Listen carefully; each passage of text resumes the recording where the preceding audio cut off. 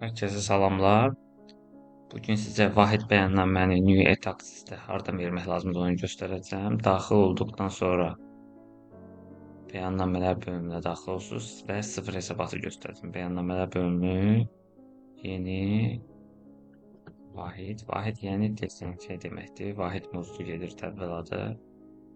Muzlu işlə əlaqədar. Düşündürür, yəni təzə sistemə keçir. Davam et vurursunuz. Bəyənəcək məlumatım yoxdur burada da. Tutalım ki, fiziki şəxsdə bunlardan birinə əgər işçilərimiz varsa, muzda işçilər sığorta edənlər. Hal-hazırda bəyan edəcək məlumatım yoxdur deyə doldururuq deyə. Bunları da təxmini yazdım, getdim.